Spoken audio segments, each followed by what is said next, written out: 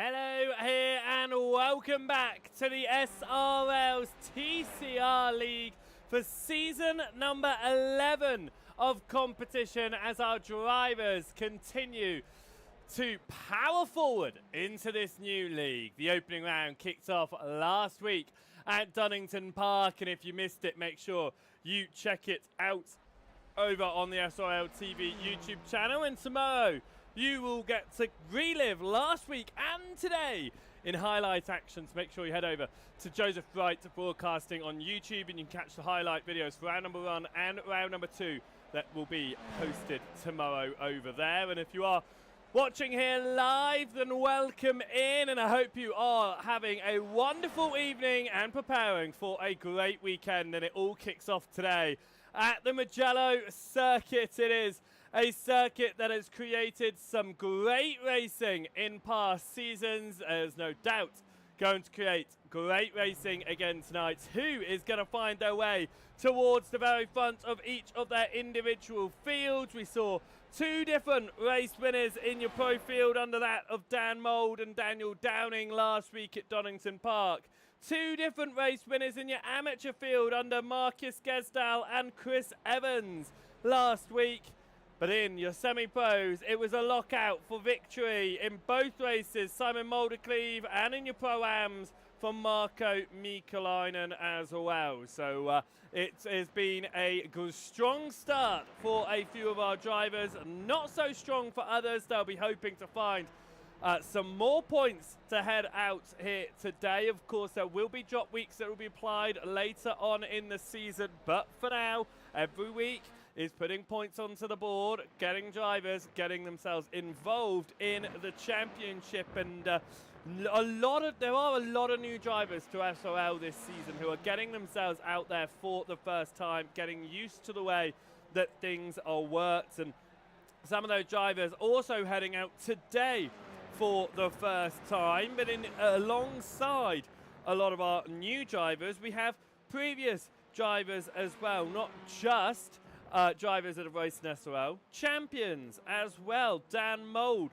4-time pro champion, has returned to the series after being out towards most of season number 10 due to injury. He's back out, and of course taking victory last week as with that as well. Within your pro championships though, he is the only pro driver out there that has won a pro championship. There are drivers who have won other championships, however. Obviously Daniel Downing winning the semi-pro, the inaugural season of semi-pros in season number 10, went the way of Daniel Downing as well. In your pro-ams, we got a number of pro-am championships out there as well. Champions, I should say.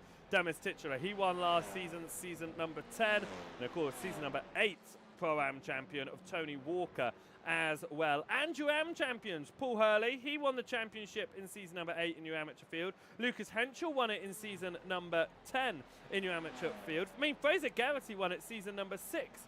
So there are a number of amateur driver champions out there as well that are heading it out, getting it underway. So previous champions, lots of new drivers out there. Let's have a look then at how those new drivers and our familiar ones are looking in the championship. We'll start with our amateur field at the bottom. Marcus Gesdal is the fastest of them all. First position, 65 points to his name in the amateur championship after taking 1 victory and a strong result in race number 2 as well last week. David Price sits second in that championship, 7 points back, 2 points clear of Chris Evans, who took the other victory last week. Joshua Symes sits in 4th position, tied on points with Shamoy Samuel. Then it's Torben Mail in 6th. Remember, Mail got close to a championship last season. He was up there with Vigard Olsen-Lear for a time being. He dropped back again early doors though. Christian Larsen sits then in 7th position behind Mail. Then it's Lewis McCaig in 8th, 1 point clear of Behavard Hafstad. Kevin Marshall rounds out the top 10 in your amateur field ahead of Matt Pearce and Andy Littler. the last of the drivers with points on the board at the moment in your Pro-Ams. Marko Mikulainen leads that one after 2 class victories last week. 111 points on the board, sitting 12 points clear of Bradley Sellers, who sits in second position right now over your amateur champion from last season, Vigard Olsen-Lea. Stepped into the Pro-Am class, immediately showing some great pace, but only a point clear of Paul Hurley right now. Remember, Paul Hurley, also a previous amateur champion, just did it in season number 8, whereas Olsen-Lea did it season number 10. Lucas Henschel, well, he won the championship between them. He won the amateur championship season number 9, so a collection of amateur champions there, 66 points. And Thomas Kuhn, the runner-up last season in your amateur field, 63 points on the board in 6th position. Dammy Herber sits in 7th, ahead of Josh Taylor. Stuart Gibbons sits in 9th, ahead of Ben Gibbons, who's yet to get out onto the track to get points onto the board. Then we have a jump across to our semi-pro field. And our semi-pro field is being led by Simon Moldecleve. Remember, Moldecleve took 2 victories last week in both races, so is having a very strong start to his season. 114 points on the board for him, ahead of JB Dejay, who has 86 points. A big gap between those drivers of 28 points. Dejay himself only a point clear of Carl Hardy, however. Daniel Lewis sitting in 4th position, 5 points further back, ahead of Fraser Garrity. Ronald de Jong sits in 6th position with 62 points, just a point behind Garrity right now. Then it is a big jump back to Demis Titchler in 7th, and Peter Van Gool in 8th position. Not the best of weekends for them last time out at Donington Park. They'll be hoping for better here today around the Mugello circuit. And then we have Daniel Downing leading your Pro Championship. Daniel Downing coming off the back of a semi-pro championship last season and is up there 5 points clear of Kim Borkland, taking victory in race number 2, of course. Borkland had more consistency, whereas Dan Mould did not have a good race number 2 after his race 1 victory. Chris McIntosh sits in 3rd position there, as Chris McIntosh new to the SRL game. Of course, you were watching our earlier broadcast on Joseph Wright Broadcasting. You would have seen McIntosh take victory in these TCR machines around the Rudskogen circuit. So he is showing some great pace in this series as well. 15 points ahead of Dan Mould, your returning champion and your most recent pro champion within the session, within the seasons that are racing. Your only previous pro champion, in fact, within all of the drivers that are racing in this series this season. Braden Sagasser sits in 5th position, 94 points to his name, ahead of John Brown. Gordon Haig sits then in 7th position, clear of Craig Walters. Jack Brown getting some points on the board. Now remember, Jack Brown was down in the Pro-Am Championship, I believe it was, last season, at the beginning of the season before he was moved up. And he's in the Pro Championship now. Not been racing too long, only a few months in fact, and yet he is showing some amazing pace. Yes, he's down at bottom end of the championship right now. That does not show the true pace that he can carry in that machine. I'm sure we'll see him move further and further up the championship order throughout the course of this season. Now, Ben Oucher is rounding out the top 10 at the moment with no points on the board, not here last week. However, he has put some times out there in the practice session, so I believe that we will see Ben Oucher out there today. And we've got a great series coming up for you, of course. Like I said, it kicked off last week at Donington Park for round number 1. We head out today at Mugello, and then we turn out to the circuit Nürburgring on the 24th of April for the 3rd round of competition before we head across to Silverstone. Imola, better known, it is better known as, but of course the official name, Autodromo Enzo Edino Ferrari, will be round number 5 on the 8th of May before we then head across stateside to the Watkins Glen International Circuit for round number 6. Back to the UK for a double header. Snetterton followed by Thruxton's round 7 and 8. We had back stateside from Mid-Ohio for round number 9, and we end it. What a circuit to end it at Zandvoort. We had Zandvoort in the the calendar in season number 9, I believe it was, and it created some absolutely phenomenal racing. So I can't wait to see us out there once again this season and for the finale as well. Whether you are watching over on the Twitch or whether you're watching on the YouTube, make sure you're saying hello and showing and saying who you are supporting tonight. We have got support for JC Academy by Collector in the YouTube chat. So they are heading out there. Of course, JC Academy running under that of Thomas Coombe and Josh Taylor. Taylor right now in this practice session, 36th fastest overall. Thomas Coombe, 14th fastest overall. Both of them in the Pro-Am fields. Gordon Haig showing some great pace once more in this practice session. He did the same last week, and Gordon Haig put in some really good laps during the pre-season, some good racing last week as well, stepping into SRL for the first time. So it's nice to see that some new names are finding their way straight towards the front of this one, as well as mixing it up and down the order. We had a very full grid of drivers last week. Well, guess what? There's no different this week. 40 drivers prepare to go racing here at the Mugello circuit for round number 2 in season number 11. It is going to be another fantastic evening of racing. There is absolutely no doubt about that. And for the first time this evening, we'll welcome you, of course, into the Joseph Wright Broadcasting booth. Hello and good evening to you all out there, no matter where you are watching from. We hope you are having a fantastic evening and are looking forward to this one. 2 races coming your way, as always, here in the SRL TCR League. We've got our first 20-minute race that is going to be decided by qualifying, which gets underway in about 2.5 minutes' time. Race number 2, always the interesting one. We get the inverted field. It's been shifted this season. Previously, we've seen the top 15 get inverted. That has been reduced to the top 10 in the hopes to reduce some of the incidents that come around in that second race of the day. However, we think back to Donington Park and that invert reduction certainly did not change the way that we saw race number 2, just as action-packed as ever, just as full of battles, of fights, of instants as it always is. And of course, for drivers out there on the circuit, they don't want to get themselves involved with the instants. But here in the commentary booth, watching at home live, as long as it's not a driver you're supporting, I'm sure it's great fun to watch and it always creates some excellent excitement.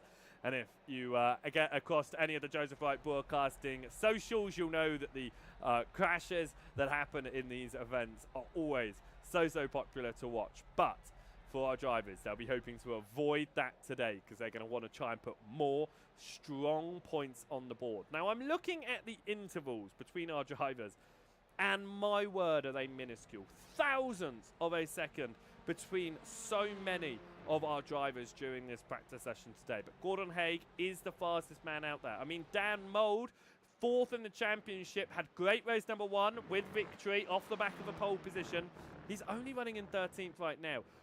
A toe is going to be so important around Mugello, especially that main straight up towards turn number 1. You're going to want someone pulling you along and maximising your speed along that front straight. And in this practice session, I just don't think we're seeing all the drivers getting that support out there. So we'll have to see how it goes when we get across into the qualifying session. Who's able to find drivers to work with? Now, of course, if you have a team, you're going to find drivers to work with, there's no doubt. And Sim Racing Norway has got 4 teams out there that will be lurking together to try and get their cars towards the front. That's 8 cars that can work together in that team. But of course, you do have a few others. The SRL, they have 2 teams, the Purple and the Rosso team as well. And then you've got a whole host of teams that have 2 drivers that surely will be going out there. We might see them running around together to try and maximize their lap times in qualifying. With that being said, practice in the background here is about to be done, so let's get ourselves over onto the circuit and get ourselves down into the qualifying session and welcome in to everyone that's watching. We've got Dunster over in the YouTube as well, saying it's a good fun to everyone. Definitely, it's going to be a lot of fun out there, and no matter where you're watching from tonight. We hope that you have hit that subscribe button, that follow button, so you're notified when we go live. SRL TV will be live again next Friday for the following round of the championship at Jones Bright Broadcasting. We are live over the course of this weekend. We've still got 3 more broadcasts coming your way, so make sure you hit your follow buttons over there. Right then, we are heading out here in our practice session and getting this qualifying session, underway. 15 minutes on the board as our drivers file out of pit lane, and I do mean file out of pit lane. On my track map, which I can see on my left-hand monitor, it is just a stream of cars that is never ending, starting with Brown, dropping all the way back towards the rear end of the field as it looks like Haig has just come out of pit lane now, but he's a little bit off of the train.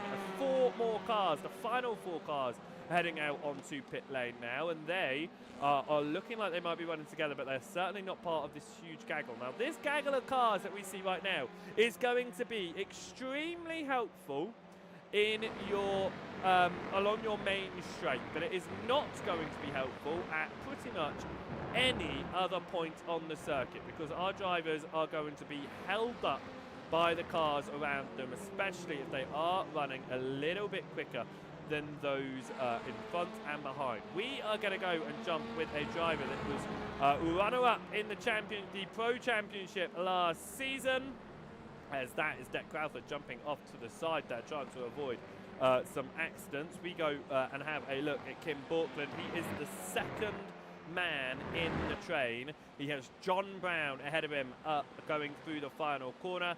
But Kim Borkland will come around the final turn, and we will do a lap on board Kim Borkland here, as we will see what Borkland is able to do in this qualifying session in your pro field. Of course, drivers are going to be set in whatever order they qualify. It doesn't matter what class they're in, because they take their points from their overall positions, not their class positions. We watch Kim Borkland here up towards turn number 1.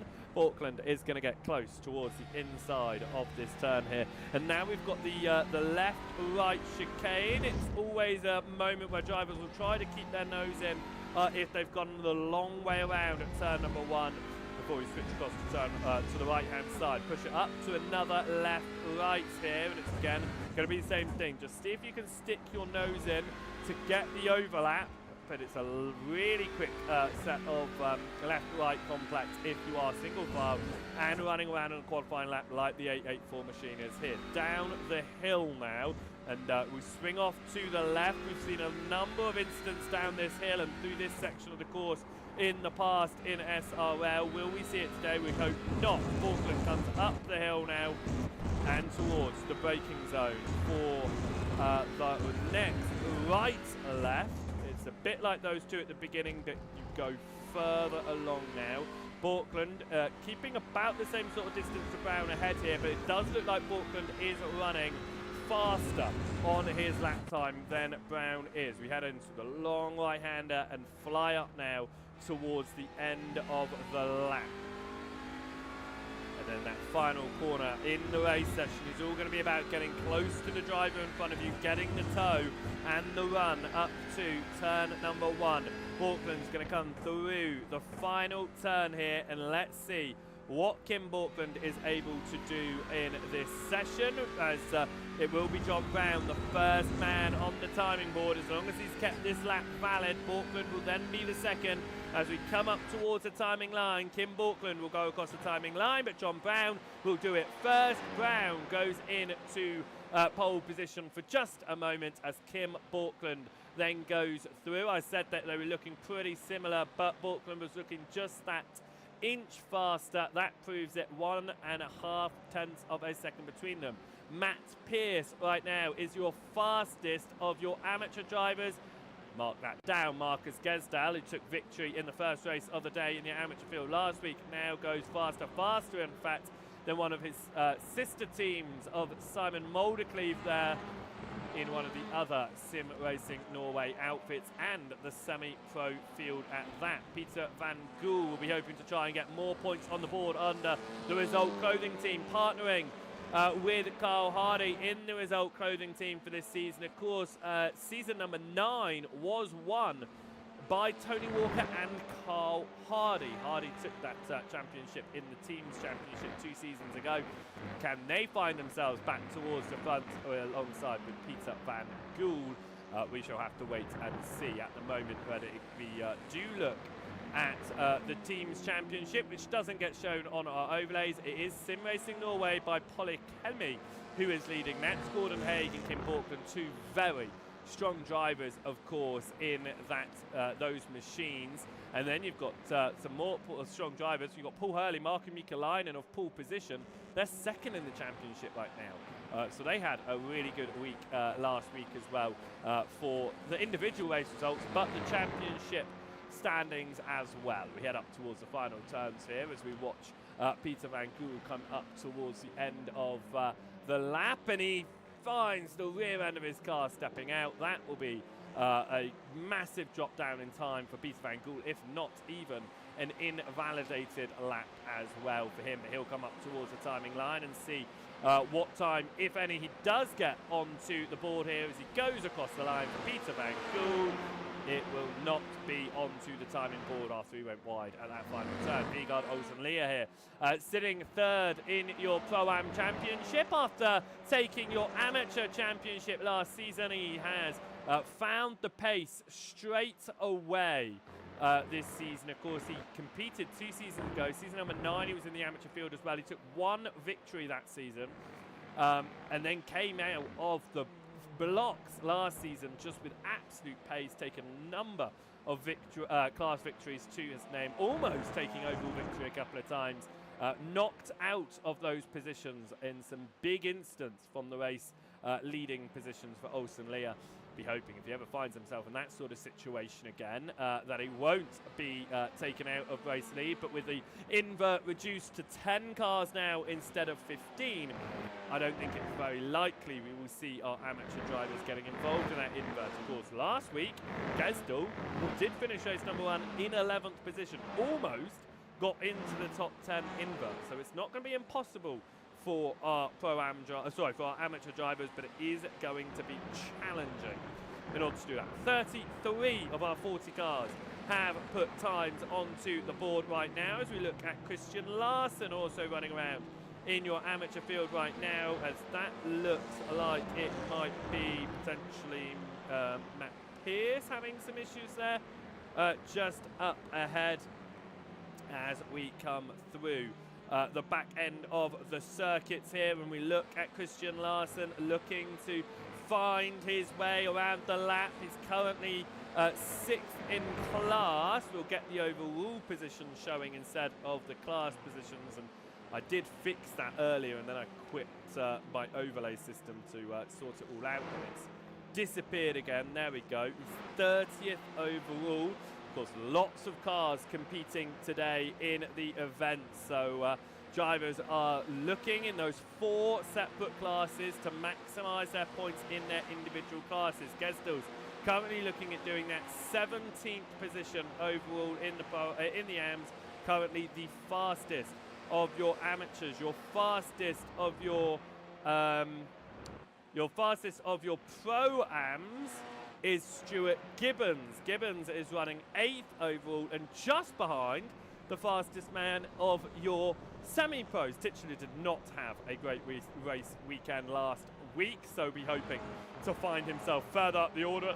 And right now, 7th position in this session is very much a higher up the order. In fact, if he could find, was it 18 hundredths of a second, he would find himself in 5th position. That's how close it is out there for our drivers. For the first time, Ben Oucher is out there this season as well in the 504 machine. He'll be looking to find his way a little bit further up than 7th if he can, but it's still a very strong position to be sat in. Daniel Downing, championship leader, is coming into race number 2 and saying, right, I've been promoted to the Pro Championship from the semi-pros. I have got the pace. I'm leading the championship. I know I can take it to the front, and right now he is the fastest man out there at the moment. A lot of SRL cars towards the top. Downing, John Brown, Dan Mould, Mark Draper find themselves towards the top of this order right now as I try to have a look here through this very, very big field of drivers. It looks like we do have Jack Brown, but he's not in the session. He was connected, but he's, well, he's on my timing screen, but he is not showing as being in the session, which, or at least out on the circuit, which is a shame. Same as Sagasa. So will we see them getting lap times in for this qualifying session? Will we see them start the race? We certainly hope so. For Brown and SRL Rosso's sake, they'll certainly be hoping so.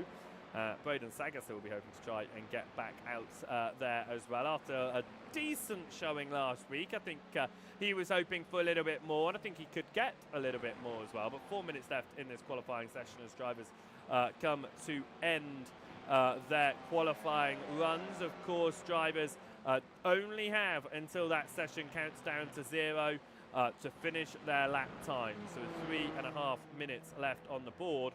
Most of our drivers now will be going on to their final laps of asking in the qualifying session to get their lap times on the board. And of our 9 pro drivers that have put in lap times, 7 of them find themselves at the very front. Craig Walters, Chris McIntosh find themselves down in 15th and 16th position overall right now, with a number of semi-pros in front of them. A couple of Pro-Ams as well. Marko Mykolainen, he won both Pro-Am races last week, finds himself a number of positions behind Stuart Gibbons in this session at the moment. And Simon Moldecleave all the way down in 18th place, 10 places off of pole in class, after taking victory in both races last week at Donington as well. We'll see how they go. Of course, classes will be adjusted moving forward as these sessions continue, so that our drivers will then therefore be put into class. Just in case you have a driver that is very, very quick and has been placed into an amateur class, for example, you might find them moved up out of that class. But as it stands, I mean, Marcus Gesdor obviously taking victory last week, looked quick, could have taken victory in race 2, but caught up in issues, of course. Is the fastest of your AMs, only just quicker though than Matt Pierce, and I mean, only, what, 4/10 quicker than Torburn Mail? It's not like there's a massive gap between these classes, between the drivers inside the classes, so it does look like the classes are pretty well balanced at the moment. It'd be interesting to see what the championship standings look coming out of this evening's race as well. And of course, if you want to find out the championship standings before we go live again next Friday, head across to the SRL Discord, get yourself joined up to the Discord. You can find all of the information about the league, including the live standings. And with that as well, you can check out all of the penalties, because last week there were a number of penalties put onto the board, and by a number of penalties I do mean a number of penalties. Race number 1 there were 6 penalties dished out. In race number 2 there were 9.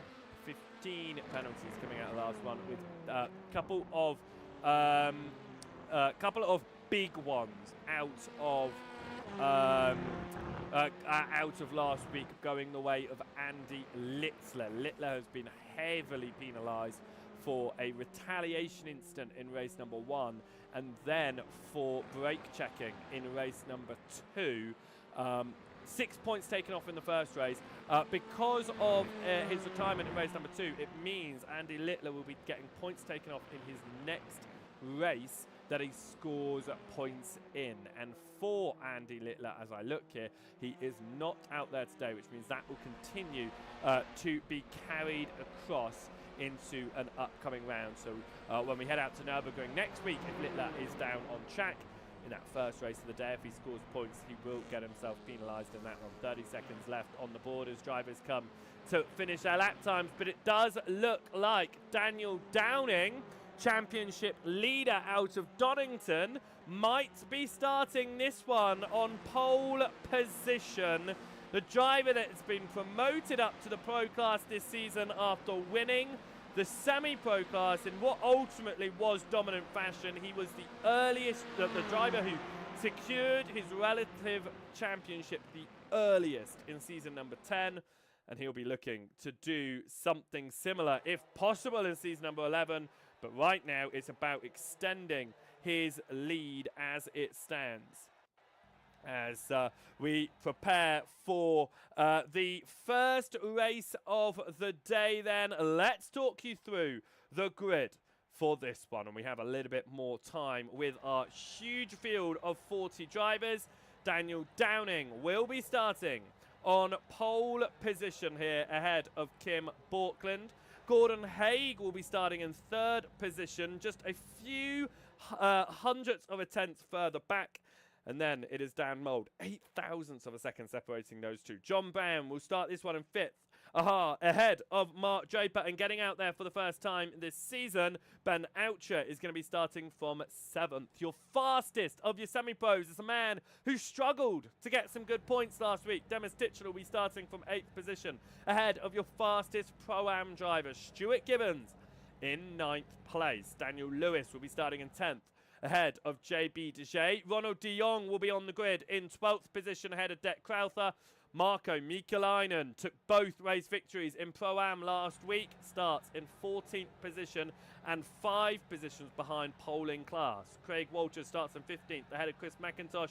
Lucas Henschel sits in 17th. That's your Season 9 amateur winner, looking to put in some good points in your Pro-Am class this season after a difficult one last season. Simon Moldecleve will be starting in 18th position ahead of Carl Hardy in 19th. Tony Walker will be starting just behind in 20th ahead of Chris London. Peter Van Gool will start in 22nd ahead of Bradley Sellers. Marcus Gesdow will be starting in 24th position, the fastest of your AMs, ahead of Matt Pierce. Fraser Geraghty will be starting in 26th ahead of Vigard Olsen-Lear. Dami Herber will be starting in 28th. Thomas Kuhn from 29th position ahead of Torburn Mail on 30th on the grid. David Price will be starting in 31st position ahead of Paul Hurley. Kevin Marshall will have a 33rd place on the grid ahead of Alan McCain.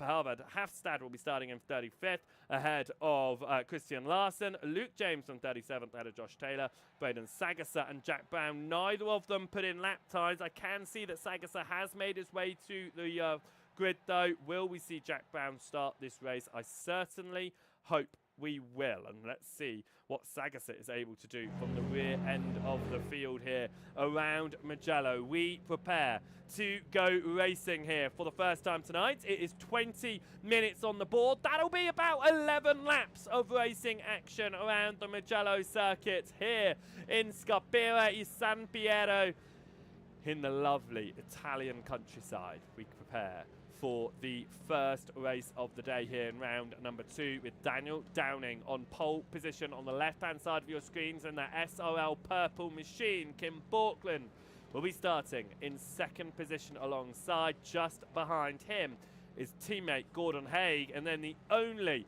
pro champion, Dan Mould, starts from 4th on the grid. 20 minutes on the clock. We prepare to go green and race up to turn number 1. We are away for race number 1 here in round number 2 at Mugello, and it is a scattering of cars. That's already one of the Result Clothing team drivers onto the grass, and we have got the 007 machine spinning in the field. Is he avoided? No! He flies into the air. A major accident in the background there. Torburn Mail going into the back end of Craig Walters. A real shame towards the back end of the field. Your midfield then continuing to come through, and that's around. Carl Hardy, issues in the mid-pack here. More cars starting to fall down as they try to get themselves through with 40 cars in a very tight section of circuit. That's already a number of cars that are going around and falling down the order in the early stage of this one. Walters and Mail will go down pit lane, of course, with their own issues after they found themselves collected up towards turn number 1 in that massive accident that saw Walters go into the air. This is about the bottom end of the top 10 here. In fact, they're fighting for top 10 positions. JB Deshea looks to the inside of Chris McIntosh. Deshea gets that inside line now, stuck towards the outside as they head up towards the end of the lap. It's going to be the outside line for McIntosh once more. Deshea towards the inside, and we'll try to keep it in there. Mark Draper just behind will be looking ahead and thinking, how can I get myself involved in this little scrap? At the moment, though, it is just these two side by side with Draper looking on from behind. We head up towards the final turn. Deshay drops in, and Draper thinks, now is my opportunity. I'm going to go to the outside line. It is going to be the long way around for Mark Draper, and unfortunately for him, he is going to have to drop behind JP Deshay. He's not going to be able to make his way through just yet as we head up towards the timing line from Draper. It was a very hectic opening lap of the race here at Mugello, but Daniel Downing continues to lead the way on the opening lap of Asking. Towards the back of the field, we have got, again, a train of drivers trying to figure out how they are going to make their moves past, how they're going to find their way up the order, including Carl Hardy, who is now trying to recover in this one just a little bit after going around on the opening lap of Asking. Dan Mole, it says that he might have had an issue, but he continues to run in fourth. Looks like unaffected right now, so I think we will be fine in all of that one as we head up towards the turn 5, as Tony Walker following behind Marco Mikulainen. But Stuart Gibbons continues to lead the Pro Anfield. Marcus Gesdo has got a nice gap over Matt Pearce out there as well, who's fallen down a little bit in the overall compared to Marcus Gesdo. A number of places between them, as that's going to be Mark Draper off the circuit in that battle for the bottom end of the top 10. Draper now falling down. He's got Olsen Lear all over his rear end as the Pro driver falls to 17th position early on in this one, but he is going to go defensive on Olsen Lear, and that was Tony Walker taking full advantage to jump up the inside of Mikalainen, makes that move through for 19th position overall. It is side by side between sister teammates of Gesdal and Moldecleve. Gesdal holds on to that one. Moldecleve drops in behind, allows Draper towards the inside line as well, but they are going to have to continue fighting it out. Draper holds on just ahead. Pearce gets past Mikalainen as well, as Mikalainen now under attack once more from Van Gool this time, who goes through. Van Gool was one of the drivers that jumped onto the grass on the opening section of the circuit before the big accident, and that was Mikalainen then falling down 23rd overall, 4th in class after double victory last week, but not have been hoping for this outcome. But where they stand at the moment towards the back end of the field, Thomas Kuhn is looking to see if he can get past Hafstad for 34th position overall, as Bradley Sellers now goes towards the inside of Mikalainen, as Mikalainen continues to tumble down this field in this race. He's down 3 class positions, countless more overall positions right now, as Sellers looks to hold on to 23rd position and does so, make his way past and up the position. As we continue on through, we then have a little bit of a battle. This Paul Hurley here, he's got Carl Hardy, the recovering Carl Hardy, chasing him down, as is Kevin Marshall say as well right now. So some battles going on up and down the field. Just noticed that we had a couple of drivers running off the circuit here. Thomas Kuhn go defensive on Hafstad at the moment, trying to hold on to 34th. Hafstad's still going to have the inside line. It's going to switch back the way of Coombe, and Coombe is going to take 34th position in this race right now. And here comes Josh Taylor to the inside of the JC Academy as well, looking to try to go to the inside of Hafstad, is unable to do so. We did not see Jack Brown start this race at the very beginning of this one, which is a real shame. The other driver started right at the back. Pro driver Brandon Sagasser is looking to move his way up the order. He gets up the inside of Dami Herber and moves through for 28th position. Up towards the front then, because we've not actually looked at them all race long so far. Daniel Downing is 0.4 of a second clear over Gordon Haig. Haig has made his way past Kim Borkman on the start of this one. We then go and have a look. Mikalainen is defending from Chris London through the final corner here as they try to all sort themselves out in the very early stages of this one. Let's get ourselves all the way back then to the opening lap of Asking. Quickly, we'll just see actually if London is able to do anything at the moment in defending from Alan McCain.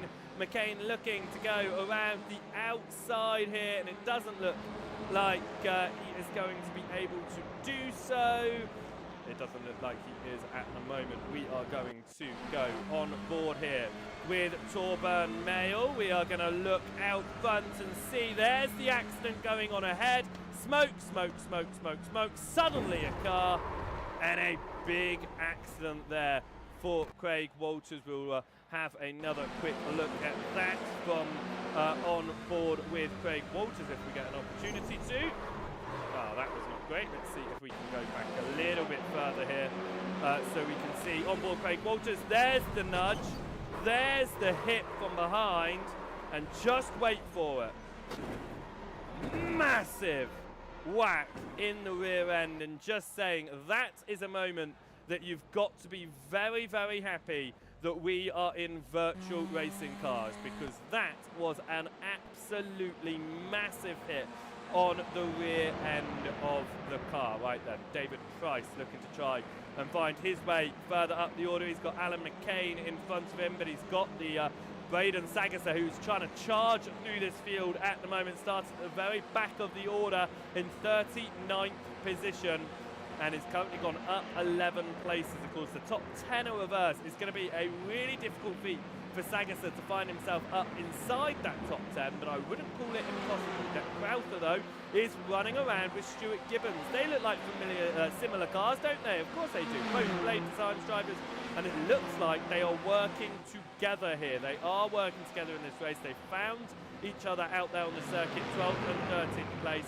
and Crowther pushing Gibbons along at the moment. Gibbons leading that Pro-Am field. Crowther 5th in class right now, a little bit wider for Gibbons in towards turn number 1, but he does hold on to the position at the moment between the two drivers. Is this going to be Crowther just trying to keep Gibbons ahead of Henschel, because Henschel has moved into 2nd in class and is only a further 2nd back. Lucas Henschel could be looking for what would be his first Pro-Am victory, not just this season, but since he got promoted up into that Pro-Ams at the start of last season. He is hunting for it. Can he get it? Paul Hurley fighting with Carl Hardy here. Carl Hardy now with Kevin Marshallsay towards the back. Marshallsay looks towards the inside line, looking to try and get up into 32nd position. It's side by side down the hill here. Remember, Hardy went off on the opening lap of Asking. He managed to get it back straight again, didn't find himself into a wall with any damage. He's just trying to find that speed, and he's almost within the top 30 once more. And he does keep himself ahead of Marshallsay, but Hurley keeps himself ahead as well. A little bit of gravel being kicked up there from Fraser Geraghty. Van Gool is going to look towards the outside line to make it the long way round. He has to duck in behind Matt Pearce. Just behind there, isn't going to be able to do anything at the moment. We ride on board with Peter Van Gool up towards the end of the lap. And right now, it is going to remain in this order, in this fight. But not for long, though, because into the final turn, Van Gool is going to get up the inside of Geraghty. That was Walker off the circuit through the final turn. But now Van Gool is looking to try and get up the inside of Geraghty. Cannot do it. Walker ran off the circuit. But Tony Walker spoke about him. He won the team's championship with Carl Hardy in season number 9. He also won the Pro-Am championship in season 8. So he is looking to get involved in the championship fights once more, as that is going to be Mark Draper pushing all over the rear end of Gesdal there, getting under the rear end of the car. In fact, Lucas Henschel of Blitz Boys is going to try and get himself to the inside. He opens the door, though, for Simon Moldecleve. Moldecleve taking 2 class victories last week, won't get it again today, but he is looking to try and move up the order. Moldecleve to the outside of Henschel. Henschel has to go defensive now if he wants to hold on to the semi-pro driver. Can't do it, and now Vigard Olsen-Lear, your amateur champion from last season, is all over the end of Henschel, your amateur champion from 2 seasons ago. The amateur champions are getting out there together. They were doing so in qualifying, they're doing so in the race once more. As we continue to head around on our laps at the moment. We have not visited the front very much, but they continue to run essentially single file in this one. Paul Hurley keeping ahead of Carl Hardy, but Hardy is now going to switch across to the inside to try and get up the inside. Hurley of pole position is doing a great job to keep the Kyle Hardy behind of Result Clothing team. And of course then you have got Kevin Marshall just behind that as well, as Marshall running under that Lumen Motorsport banner. So 3 different teams, 3 different drivers fighting it out in this battle. And with that being said, 3 different classes as well. Marshall in your amateur class, Hardy in your semi-pros, Hurley in your pro-ams, and their fighting is allowing Alan McCain into this battle as well as he gets out there for the first time this season. Olsen Leah drops behind Tony Walker here, which isn't going to help him in his attempted fight to try and get past Lucas Central, but Leah is going to look to move to the left-hand side here. It'll be the outside line up towards turn number 1 to try and move through this position. Vigard Olsen Leah on the outside here, breaks early, and that's going to be Van Kool looking to go for the later braking and tuck the car to the inside of Vigard Olsen Leah. That's exactly what he does, but Van Kool has to back out of it. Coming up towards turn number 2, Van Kool is not happy with that, flashing the lights there as Olsen Leah closed the door directly in front of him. A little bit of gravel being kicked up there from Tony Walker, but you can see how every time a car gets into a tiny little battle, it invites about 10 more of them in it. They're almost like buzzards waiting for something to happen, and they're just swarming around, circling around, waiting for it to happen in front of them for them to take full advantage of anything that might be going on for our drivers. Fraser Garrity of the break dancers running around behind Matt Pierce right now as we come back up the hill and head now towards the end of the lap once more. We're heading into the final 5 minutes already. It's been a very quick race. I love these races that have small lap counts, because every time you get a lap done, it's suddenly like, wow, 2 minutes have gone already. So yeah, I do love these races that are on these longer circuits. It makes it fly by. Now, Kim Borkland got past Gordon Haig a little while ago, and with Haig releasing his teammate through, and they are running under the exact same Sim Racing Norway banner, of course, by Polychemy. They are leading the championship, the team's championship. They have swapped position, and with Borkland ahead, he's put in the fastest lap. He's chasing down Daniel Downing, and Downing is looking for a second win in 3 races. He's currently looking in his rear-view mirror and seeing the runner-up in the Pro Championship last season. And Daniel Downing winning the Semi-Pro Championship last season, stepping into the pros for the first time, leading the championship at the moment, leading the race at the moment from pole position. Can he turn it into race victory number 2, or will Borkland be able to find his way up the order, as Sellers has had major issues on the front right end side of his car? What has happened here to Bradley Sellers along the timing line up towards turn number 1? He falls down the order, as does Matt Pierce. It looks like Chris London might have been involved in this one as well, and it's a big hit from behind. Mikalainen, it looks like, almost started that one. I wouldn't say started that one, but certainly had a huge act in playing that one. Look to the inside of the 83 machine of Matt Pierce. There was the contact. Matt Pierce had almost nothing that he could do about any of that, as he's got Mikalainen to his inside.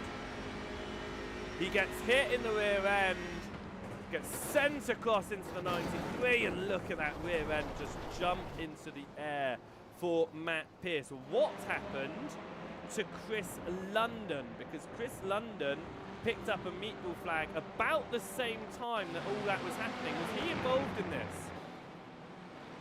There's the contact, there's the contact. Yes, he drives into the rear end of Mikalainen, and Mikalainen, can we just say, after getting involved in that, 3 meatball flags after the contact there that initiated with Mikalainen.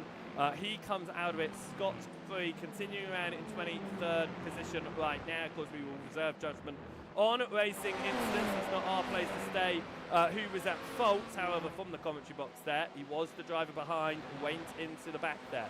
Right, Daniel Lewis and Ronald de Jong, they're fighting out for 2nd in class, 9th overall. De Jong's defensive on the inside. Lewis all over the rear end, looking to try and switch it across and get back through. Actually, with race laps left, London could potentially stay out here. Looks like he has stayed out with the meatball. If his car isn't too badly damaged, it does look like Chris London is going to stay out on the circuit, even with the meatball damage. So he is going to keep on lapping. I believe they can do 5 laps under a meatball before they get disqualified. So I do think that he's okay to get towards the end of this race. As long as his car is driving okay. Of course, if his car is broken and he causes a further incident, I'm sure the stewards won't look too kindly at that. But it doesn't look like it actually is causing him too many issues. He continues to run around. Yeah, that car looks, you know what, that does not look like a car that is really running around in unsafe conditions. The front left headlight is out of position, but that's about it. That's all the issues that I can see with that car out there right now. So I don't think there's too many concerns to be had. Gordon Haig has got back up towards the rear end of Borkland here. They're still quite close towards the bit back of Daniel Downing. 2.5 minutes on the board here as they come up towards the timing line with a lap time of 1:56 at the fastest, 1:57 at the average in these later stages of the race. We are going to get 2 more laps on the board here in race number 1, and we will go to that 11 that I mentioned earlier towards the start of this race. Josh Taylor, they're looking to see if he can do something and get past Alan McCain for 33rd position. At the moment, though, he is struggling to find his way towards the rear end of McCain and try to take advantage of that one. Daniel Lewis still looking to fight with Ronald de Jong, but together they have caught up towards Chris McIntosh. Now, Demis Titcheler, who's leading the semi-pro field, is right at the front, but I have to say it is looking like a very good running right now for the Hydro Race team, because Demis Titcheler leads the semi-pros. Ronald de Jong is second in the semi-pros, and the Hydro Race racing forces have put together a brilliant showing this evening so far compared to Donington Park last week, as Braden Sagasso, who started 39th position, looking to get past Vigard Olsen Leah for 21st. There's a little bit of a nudge there. Sagasso wobbles, so does Leah, but Sagasso gets that inside line and will do so down the hill as well as that. Oh my word, that's suddenly a car that appeared out of nowhere there. One of the Blitz Boys cars backing out. Was that for position?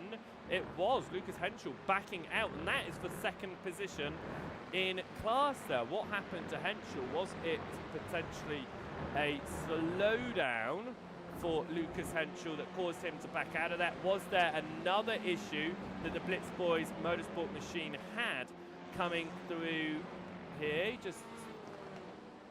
He must have picked up a slowdown at the first S's and had to give it up there, because otherwise that is a very strange position to have slowed down so heavily from. Gordon Haig then, is he finally going to go to fight Kim Borkland as we go on to the final lap of asking Haig and Borkland? Surely there were no championship orders, no team orders this early on in the season. Haig's to the outside, Borkland to the inside. Borkland dropped him behind, or was that team orders? I mean, Haig made the move early doors, of course. He was running in second. He allowed Borkland through to have a go at Downing, and I think maybe because Borkland was unable to have a go at Downing, to be able to make the way through, they've swapped back positions here to give Haig the second position that he originally was in before he allowed Borkland through. This is proper team games. I don't think I've ever seen team games like this in any of the series, any of the seasons at SRL that I've done the broadcasting for, any series that I've done anywhere else either. This is proper team games with Haig and Borkland really working together to maximise potential in races. It's going to be interesting to see what they do in race number 2, of course. Race number 2, we see a top 10 inverted, and I'm sure with a lot of cars having issues in this race as well, we are going to see a lot of cars getting into wars and trying to move their way back through and up the order. For Daniel Lewis right now, he is in a perfect position for race number 2, because he will get that pole position in the second race of the day. We didn't watch them all race long. We'll watch them towards the end here as they fight it out, but so does Paul Hurley alongside with Thomas Coombe but Coombe keeps it ahead of Hurley. Hurley's going to try and switch it back to the inside, though. They're fighting for 29th position, and here comes Kevin Marshallsay to the inside of Thomas Coombe as well. Coombe's going to try and keep it towards the outside line, but as they fight, Daniel Downing is going to come up to take victory number 2 this season in just 3 races. Haig is going to take second ahead of Borkland in your semi-pro field. Demis Titchler, after a very poor running last week, comes home to take victory in class in your semi-pros, and in your pro-am, Stuart Gibbons comes home to take victory as well. Some good support race long with his teammate just behind Adet Crowther, who was able to keep Marcus Gesdal at bay by 0.12 of a second. But therefore, Marcus Gesdal takes victory number 2 in this one. We come up towards the timing line, and it was close between a number of our different drivers across the line. Carl Hardy tries to get past Chris London on the line as well, unable to do so. Coombe coming in behind Kevin Marshallsay at the end after we caught their fight a little bit earlier on that final lap of asking. What an absolute fight that was all the way through. Lots of different drivers benefiting from others' demises, as well as drivers having some issues out there. And on the back of that one, Daniel Downing taking second victory in the first race of the day. It'll be back-to-back victories for Daniel Downing after he won race number 2 last week. It was Gordon Haig who took home second ahead of his teammate Kim Borkland in third. Looked like some team games going on between the two of them there.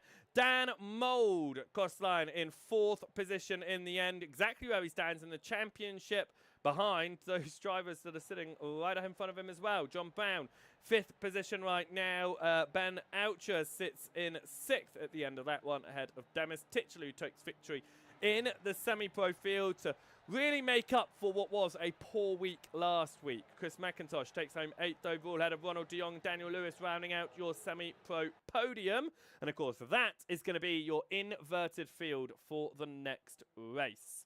We then have JB Dejay finishing that one in 11th ahead of Stuart Gibbons. It was Det Crowther in 13th position, 14th away of Marcus Gesdal, taking victory in his class as well, which is what he was able to do in race 1 last week. Sorry, I hit the wrong button there. I do apologise. Then it was Mark Draper who took home 15th position ahead of Simon Muldercleave, 16th. Then 17th was Tony Walker ahead of Peter Van Gool. Fraser Gerrity in 19th. 20th place for Vigard Olsen Leah. In the end, Lucas Henschel took home 21st ahead of Dami Herber. 23rd position was for David Price. Marco Mikalainen took home 24th position after getting involved in a couple of incidents in the pole position team. Luke James came home in 25th ahead of Braden Sagasa, who did a fantastic job, you have to say. 39th position on the grid, moved up to 26th. Chris London coming home in 27th ahead of Carl Hardy. Paul Hurley coming home in 29th position ahead of Kevin Marshallsay. Then we had Thomas Coombe in 31st ahead of Per Harvard Hafstad in 32nd position. 33rd position was for Josh Taylor. For Alan McCain, it was 34th position ahead of Christian Larson. Torben Mayle coming home a lap down in the end after he was the driver that slammed into the rear end of who was it on the opening lap of the race? Was it Craig Walters on the opening lap of the race? He had that massive accident, of course, at the opening lap, which was with Walters, Bradley Sellers, 4 laps down and out, along with Matt Pearce.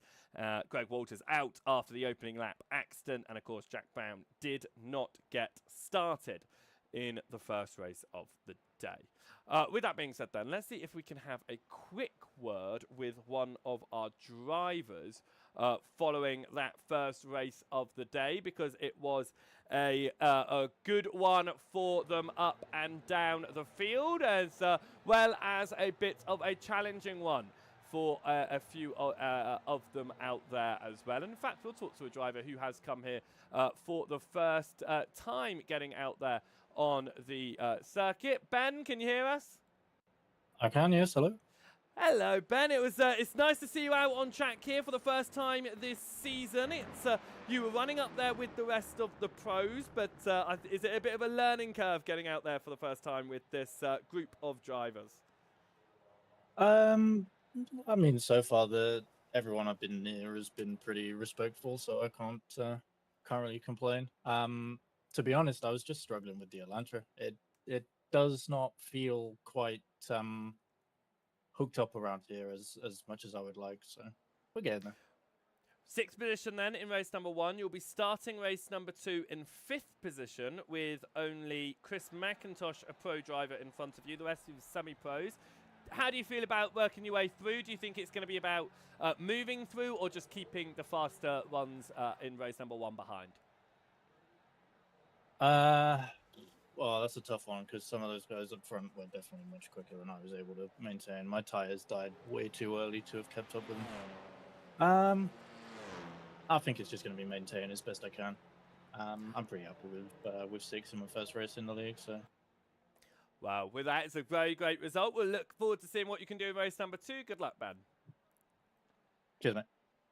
Ben Oucher there, coming home in 6th position overall in the end, getting some great points on the board for his debut as well. We prepare for the second race of the day, which is about to get underway, and we will talk you through your full grid for that one. Remember, it'll be your top 10 from race number 1 reverse, the rest of the field as they were, but we will take some time and talk you through that whole field because I mean, it's been a couple of minutes since we went through the results. You need that reminder, so do I. Let's find out where everyone is going to be starting for this second race of the day as drivers find themselves on the grid.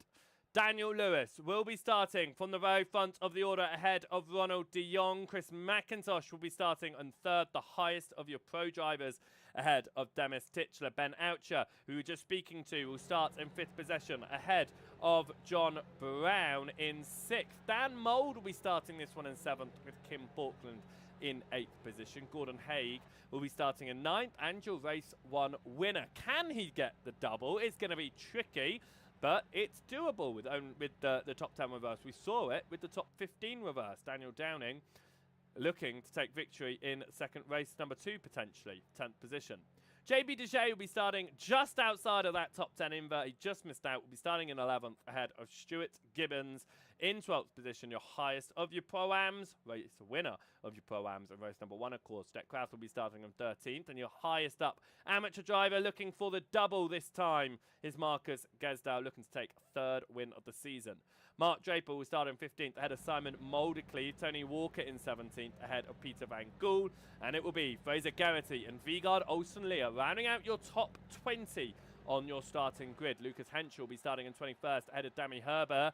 David Price will be in 23rd position ahead of Marko Mikalainen in 24th. Luke James will be starting in 25th position ahead of Braden Sagasser. Chris London will be starting in 27th. Carl Hardy in 28th position ahead of Paul Hurley. Kevin Marshall will be starting 30th on the grid ahead of Thomas Coombe. Harvard Hafstad will be starting in 32nd position, clear of Josh Taylor in 33rd. Alan McCain will be starting in 34th position. Christian Larson will be starting on 35th ahead of Torburn Mail. Bradley Sellers will be 37th on the grid ahead of Matt Pearson after going out on the opening lap of Asking. Craig Walters will be hoping that he can get a little bit further than turn number 1, which he didn't actually achieve in race number 1. He'll be hoping to get to turn number 1 at a bare minimum. Jack Brown did not start race number 1, and I do not believe he will get onto the grid here for race number 2. It's nice having that a little bit extra time so we can talk through the entire grid order without having to rush ourselves. 25 minutes will be on the board now for the second race of the day. That increases our lap count by about 2, so anticipate 13 laps of racing in this one. That couple of extra laps, drivers who have been inverted, Daniel Downing, Haig, Borkland, will be looking to make their way through. Can Dan Mould go for victory number 2? He starts in 7th position, finished in 4th, of course, in race number 1. We're looking to do something in this second race on the order. Now, Dan Mould, will be looking to also not jump the start this season after some issues last season. Of course, he didn't in race 1. Will he in race 2? It doesn't look like we will. 25 minutes on the board. We are green for the second race of the day, and a really slow start there. A really slow start for Titular, who drops down the order. A good start from De Jong, who moves straight into the lead of this race. Up towards turn 1, though, Daniel Lewis is going to have that inside line. De Jong is going to try and carry it all the way around the outside, which he does nicely. We've got the cars running wide, and already meatball flag for Fraser Geraghty. He does have some major damage on his machine. We'll have to try and figure out how that will work. Deck Crowther also involved in instance in the early stages of this race. This is your midfield pack, and somehow they're going about 3 wide, and we've got a major accident out of the turn number 3. Lots of cars swerving to avoid it. It looks like, for the most part, they have avoided it, and Titular's day, what was a great race 1, turns into a disastrous race 2. We just saw him spinning around there as we come up towards the bottom end. We always knew that race number 2 was going to be the race that has a lot more carnage. We've got 6 cars, it looks like, with meatballs on the opening lap of Asking here as we head back up towards the front end of your field and through turn the back end of the course there. This is going to be Mould to the inside of Borkland. Borkland holds it though. Mould's going to have to drop in behind in the Elantra. It is going to be Gordon Haig looking to try and find his way past now. But in all of that, Daniel Downing jumped both Borkland and Haig at the start. Downing up into 7th overall, 4th in class right now, as Ronald de Jong is the man leading this one ahead of Daniel Lewis. Chris McIntosh, the highest pro driver as it stands as they come through the final turn. It's going to try and take it with Daniel Lewis losing the rear end into the final turn. He will fall down on that wider line there and will be swallowed now by the swarm of bees that are following in behind up towards the timing line. And we will get our order on the left-hand side so you can see what has happened with your favourite drivers on the opening lap of Asking here. And up at the front is De Jong, who is leading the way. This is going to be side by side. Borkland on the outside of Lewis. John Brown on the inside of Daniel Downing. Downing looking to try and move up the order. Brown looking to try and defend his position.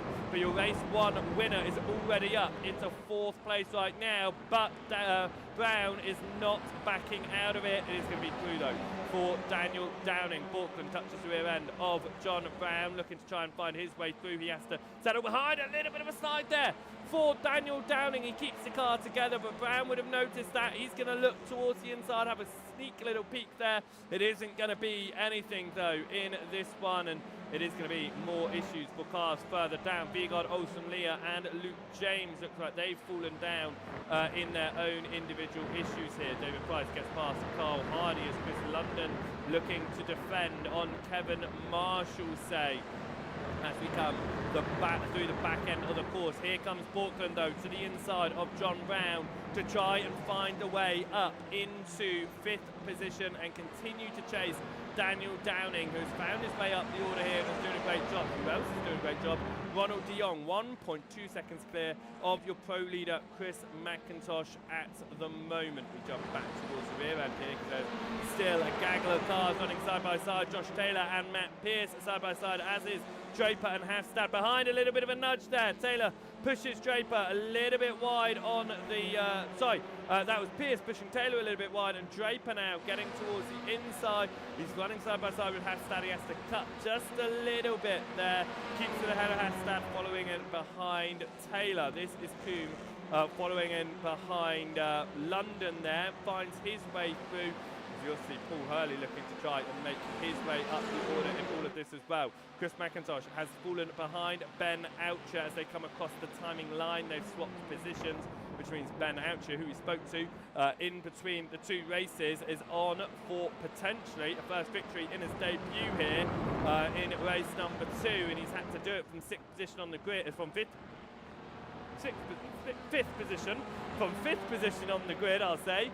But he has had to work his way up the order right now, as has Daniel Downing, who is just behind in that SRL purple machine, looking to try and find his way through. Let's go and cast our minds back then on the opening lap of the asking, because I can see a slew of red, which tells me there were accidents. This is what happened at the start of all of this one. Issues, it looks like, potentially for Deck Crowther off of the line. And it stemmed from cars going slow. Look on the right-hand side there. No, Crowther has already got major rear end damage there. What on earth happened to Deck Crowther? This rear end damage for Crowther. Let's look. He gets late off the launch. Bit of a wheel spin. Driven into by Geraghty there. That's what causes Geraghy's suspension damage. And for Crowther, it was out early doors in that one. It was issues for him as we came up then towards the line. JB Deshay also had issues on that opening lap of asking that it looked like his came out of turn number 1. Between turns 3 and 4, we saw a couple of cars into the wall. Is that what happened here? As we watched JB Deshay, it was a little bit of a nudge there with Walker, and then the 97 machine of Marcus Gesdal, and for a second time in a row this season, Gesdal's race 1 victory will not be converted into a race 2 victory because he is caught up in an incident early doors. Right, we go back live because Borkland has jumped up the inside of Daniel Downing up towards turn number 1 as they fight it out for 4th position on the circuit, and Borkland needs to have this position for championship points. He needs to put himself ahead of the number 17 who's leading the championship. Race number 1, he needs him behind. Borkland's doing well to keep him behind through this first section of the course. McIntosh now a second up the road, is about half a second off of Ben Oucher. They have closed in to Ronald de Jong. Peter van Gool has now had some issues in this one as well and finds himself falling down the order. Let's have a little bit of a look at what happened to Van Gool up towards turn number 1. Was it contact? It was contact. Gets turned up towards turn number 1, and oh, Peter van Gool, that has outdone our race 1 accident. We're going to have to watch this one again for Peter van Gool. What a shame for the 33 machine there. Contact from behind sends him spinning, and I mean, ending up upside down. What an accident that was at turn number 1 for Peter van Gool. Out of this one due to that one turning himself on his roof meant that he couldn't get his car driven back towards pit lane, but what an accident that one was right then. We go back towards live pictures and we have a little bit of a look out there, the fights that are going on as it stands, because there's always fights going on up and down the field. This is our train of drivers near the back of the order. Matt Pearce here, just a little bit off of what this train is in front of him, being led by Craig Walters. It's then Chris London, could be under attack here from Marshall, say, in towards turn number 1. Luke James holding on to Mikulainen at the moment as well as they come up towards turn number 1. They remain single file for the time being. I don't know how much longer that's going to stay the way though. We're about 10 minutes through this race, or 9 minutes in fact through this race. 16 minutes still remain, and we have got what probably is going to be the biggest multi-car collision of the season. Race number 1, seeing a car into the air, of course. And then our biggest solo car collision. Yes, it was spun, but then on the gravel, just absolute flipping. This Mugello highlight video that will be out tomorrow alongside round number 1. I'm going to treat you and give you both highlight videos on the same day because I have been a bit late with round number 1. Go over to the Joseph Wright Broadcasting YouTube channel to watch the highlights. They will be up tomorrow. So make sure that you go over there and subscribe so you're notified when we publish those. You'll also be notified when we go live as well. This is the fight between Kevin Marshall and Chris London, and it is London, a massive slide there. Through goes Luke James and Marco Mikulainen and Alan McCain and Matt Pearce, but London then touches Pearce. And Pearce goes sideways after fighting himself around. London just did not back out tried to maintain any position he's could, and taking out Matt Pierce in the process. Pierce gets himself back, but he is down in 29th position, and he wasn't too far off of the amateur podium sitters. At the moment, though, David Price is looking to take his first class victory in the amateur field, 14th overall right now, and Dami Herber is looking to do the same in the Pro-Am field. Ronald de Jong looking to do it in the semi-pro field for the first time this season. Ben Oucher, though, is the man that has made his way past and into the overall lead of the race, and this is how the Pro Man did it along the main straight for Ben Oucher. A nice toe for the Elantra. He gets past on the outside of the Audi, and for Ben Oucher, he was happy with 6th position. We said, was he going to look at the keeping the cars behind or looking ahead of him? Said keeping the cars behind will be a bit of a challenge, and the way that he has gone about that challenge is to find himself to the front, put other cars between himself and those quick ones, including Kim Borkland, who's up to 4th position, and our race one winner, who has made his way up to 5th, looking to get back onto the podium. That would be a great result once more for our championship leader heading into this one. It'll be the championship leader heading out of this one as it stands right now as well. And Kim Borkland looked for a moment to get to the inside of Chris McIntosh, who is trying to maximise his points in this one as well, in this 3rd position spot. It's going to be some good points to his name, and if you want to keep up with the championship standings, make sure you head across to the SRL's Discord, because the championship standings put up after the end of the broadcast. So we will go through them at the start of every week. Of course, the final round, we do stick around and get those championship standings out to you before we end the broadcast.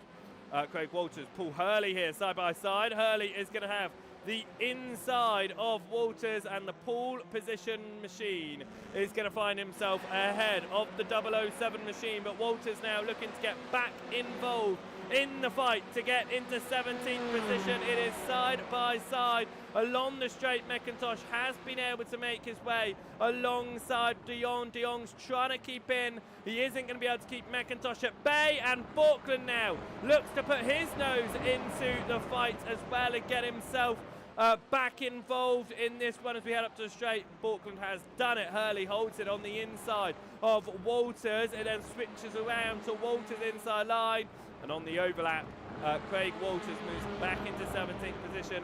Paul Hurley into 18th, and has Lucas Henschel behind, who is now looking for a podium in class. Borkland to the inside of de Jong down the hill. It'll swap around and give de Jong the inside line here, but how hard is he going to fight with Borkland? He backs out of it just a little bit here. He is still holding the lead, and even though it won't be a double victory once again in the semi-pro field, it will be a double victory per team as it stands, with the Hydro Race team winning race number 1 with Demis Titchler. They look like they're going to come on to win race number 2 with Ronald de Jong.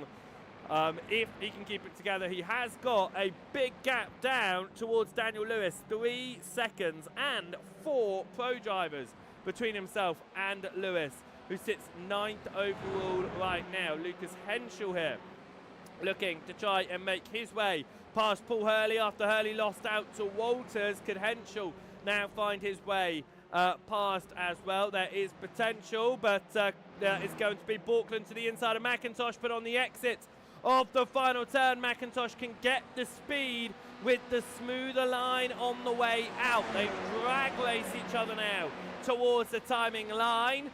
Fortunately for Borkland, he has another 11 minutes, because if they cross the timing line at that time, they would have been about 11 thousandths of a second part with McIntosh ahead. For Borkland, though, he has the inside line into turn number 1, and Daniel Downing does a late move there, well, late break there. Didn't actually go to the inside of McIntosh, but it looked like he might have done for just a moment. Downing and Haig have found their way past de Jong.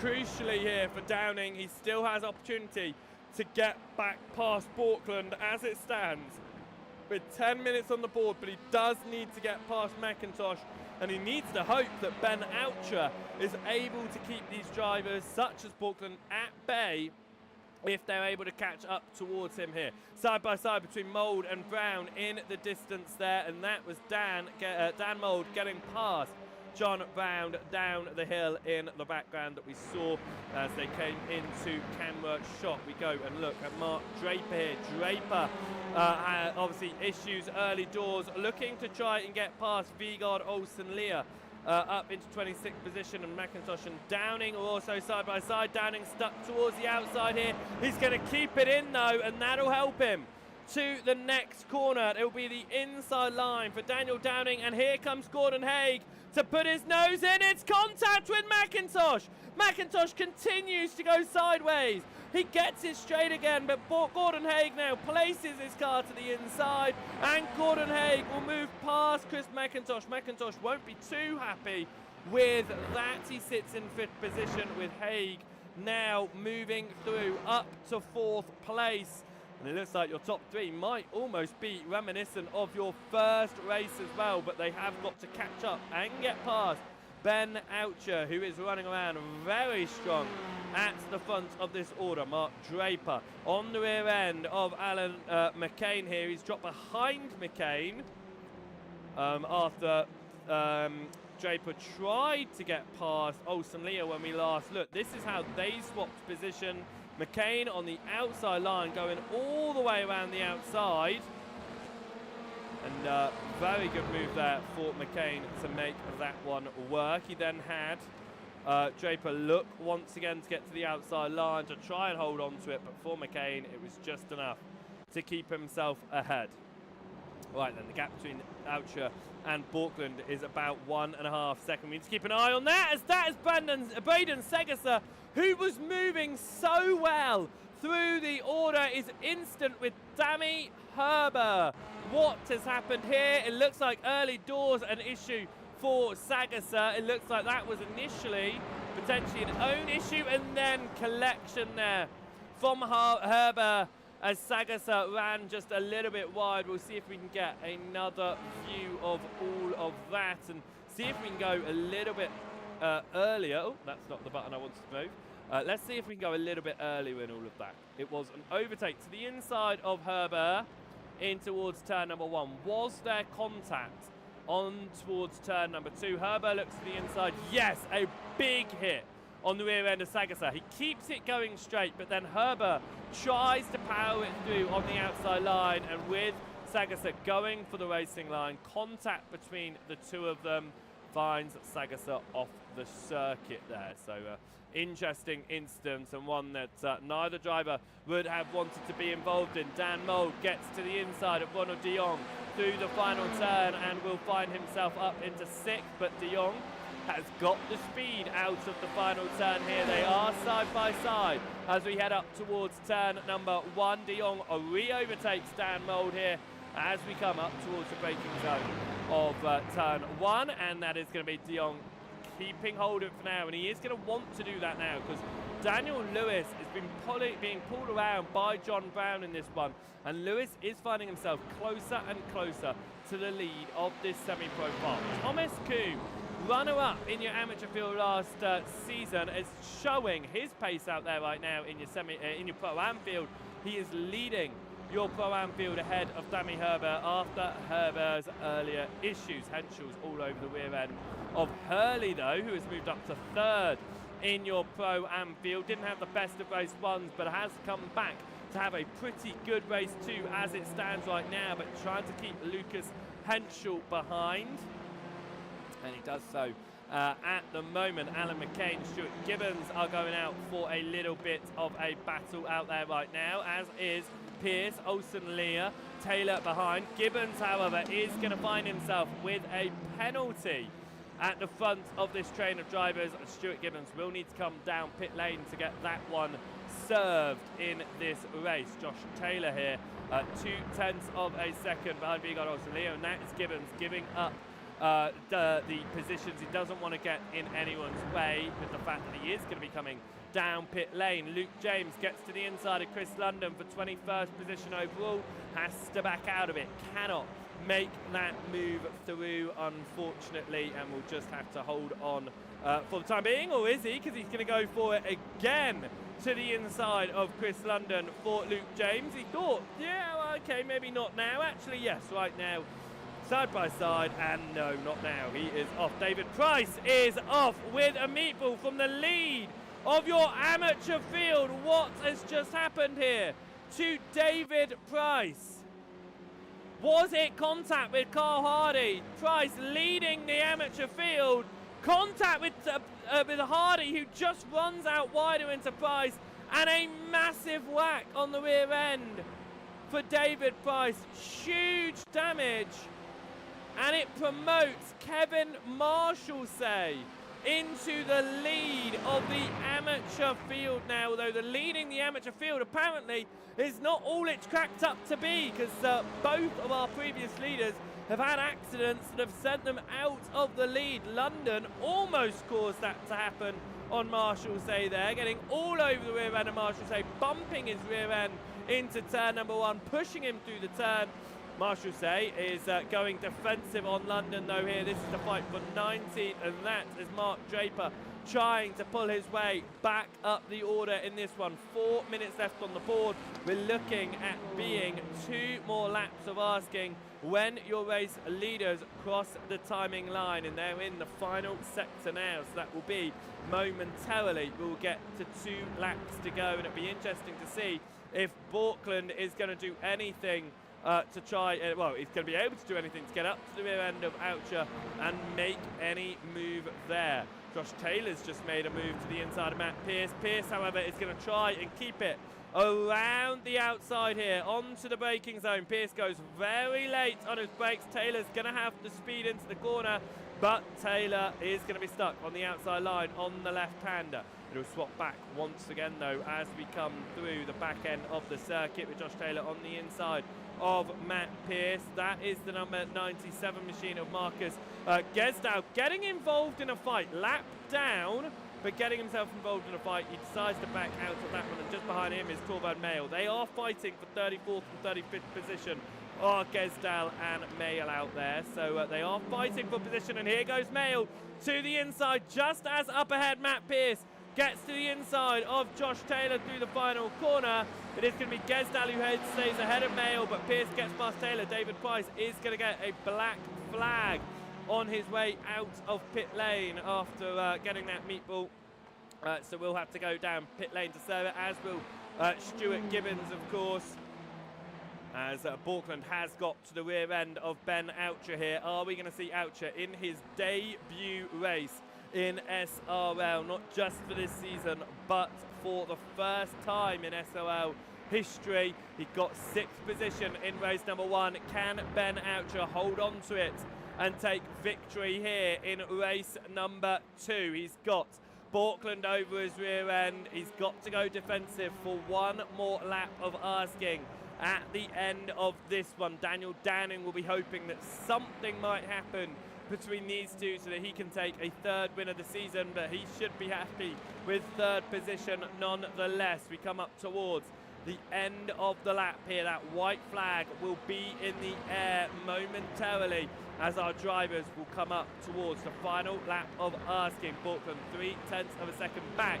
should get some good toe through the final corner. Different lines into the turn there. Oucher going a little bit wider on the entrance to carry the more speed through. We heard earlier that he wasn't very confident with how the Elantra was running around this circuit. He couldn't quite get into a good flow with it, but can he keep the flow just enough for the white flag lap? He's got Borkland behind. Borkland kicks up the grass.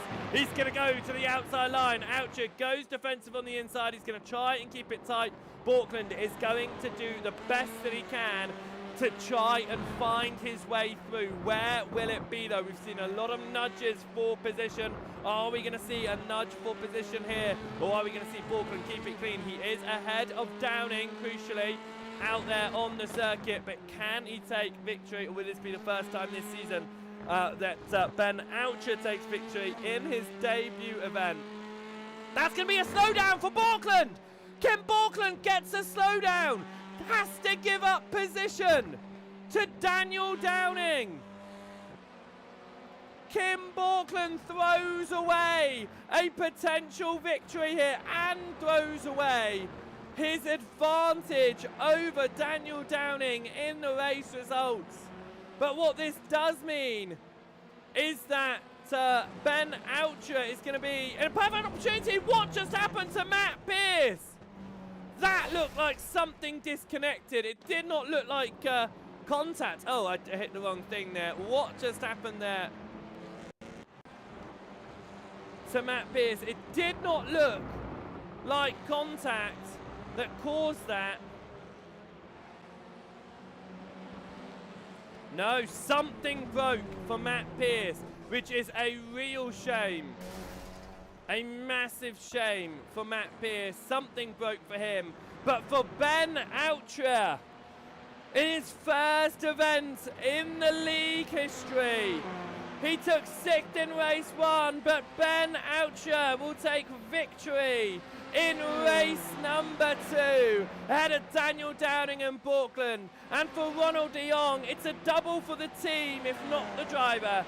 De Jong, it is a first victory of the season. And for Thomas Coombe, who took home 2nd in the amateur field last season, will cross the line victor in your Pro-Am field.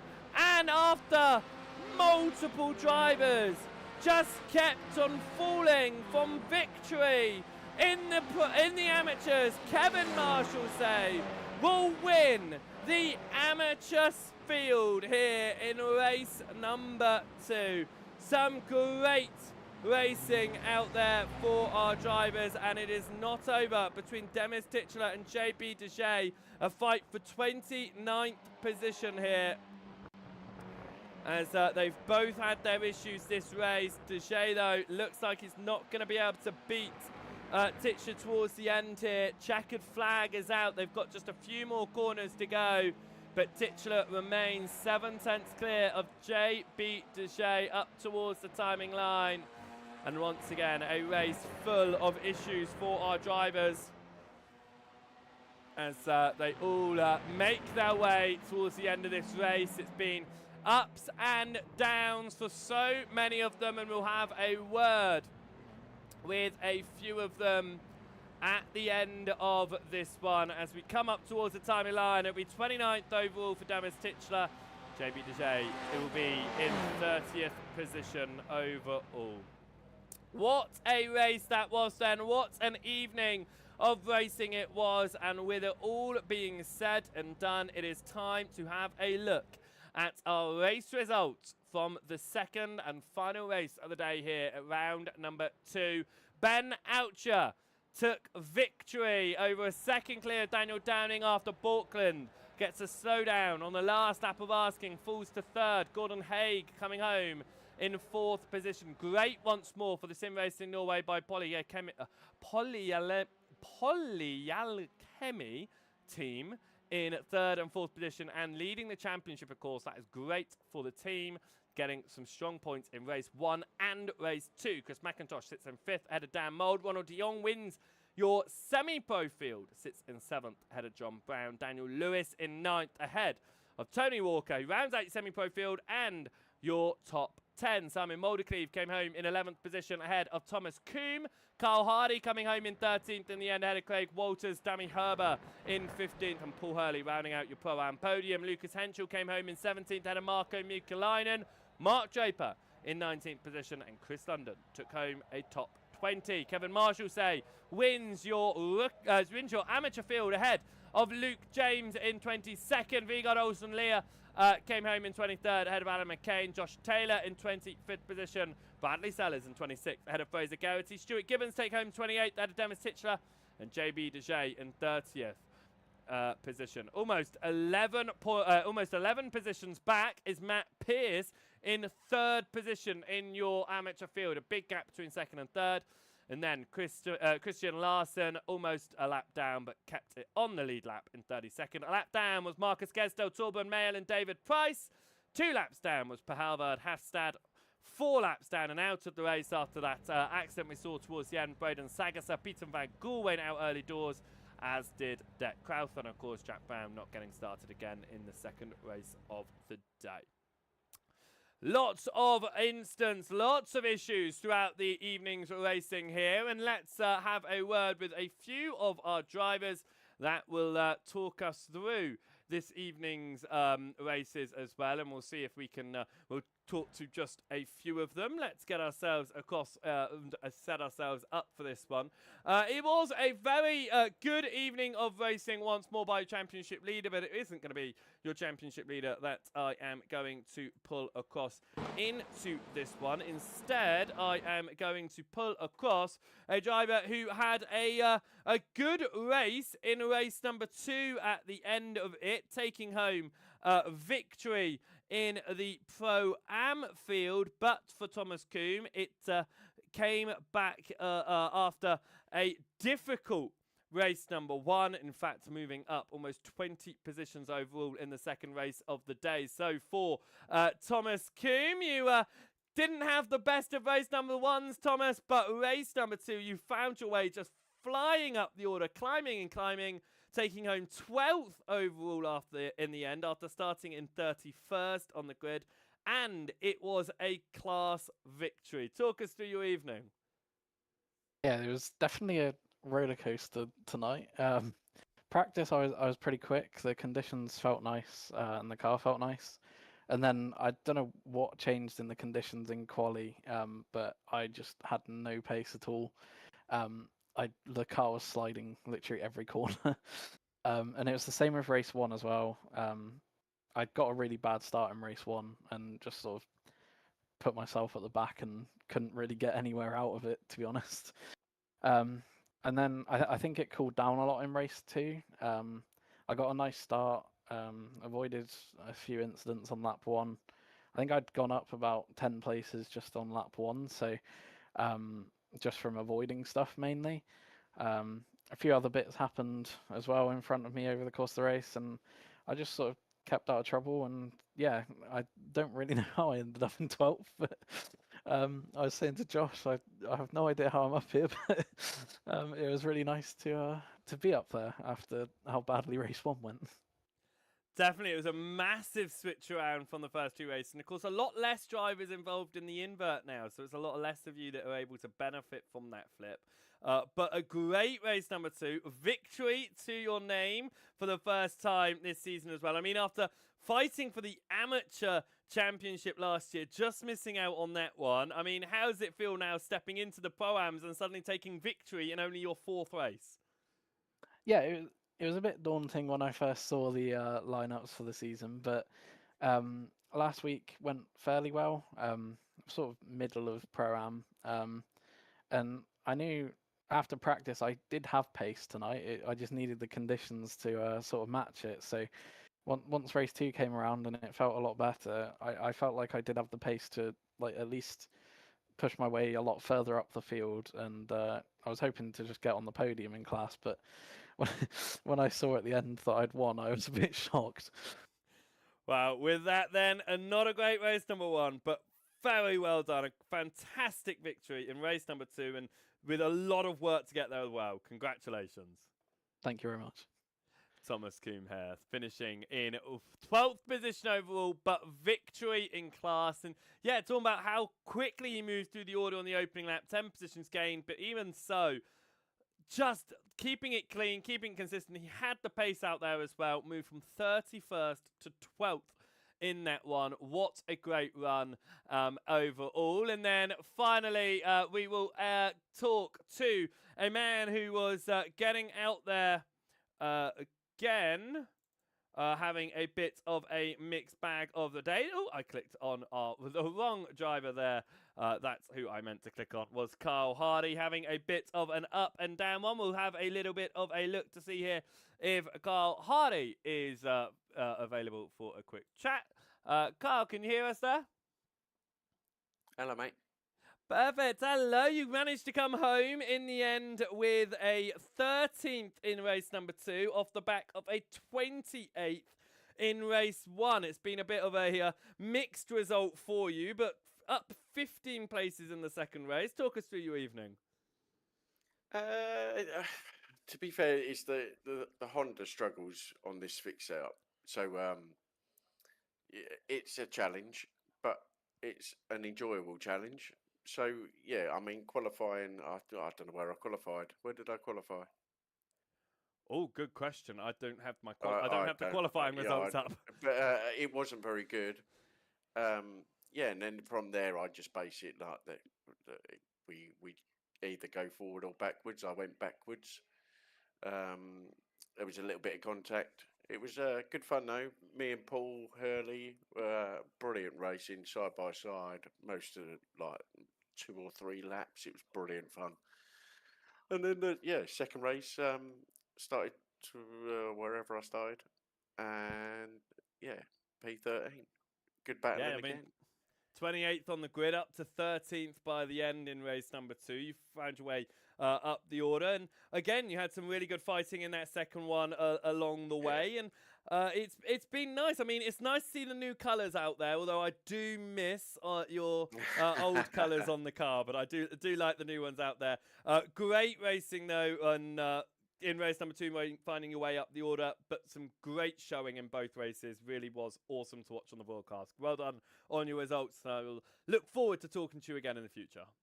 Yeah, take care, mate. Thank you very much. Carl Hardy there, coming home in 28th position, race number 1, 13th in race number 2, and now he's told me I also need to take pictures of the qualifying order as well as race results so that I remember where people start in race number 1. Anyway, that will be where we end it here at the broadcast. What a fantastic evening it has been here at the Mugello circuit as the sun begins to set around the Italian countryside here in the virtual Scaperia in San Piero in Italy. Right then, we will be back in a week's time here at SRL TV as we head out for the 3rd round of Asking at Nürburgring. Make sure, if you haven't done so already, if you're watching over on the SRL TV channel, you have hit that subscribe button, that thumbs up button to show your support as well. And of course, if you're watching over on any of the Joseph White broadcasting channels, make sure you hit the subscribe, follow buttons over there as well. That way you'll be notified when we go live in a week's time. And at Joseph White Broadcasting, we'll also be live again 3 more times this weekend. So make sure that you stick around for that. Right then, we will be back in a week's time here at SRL TV for round number 3 of season number 11. Until then, though, I hope you have a fantastic week. And we say goodbye. Goodbye.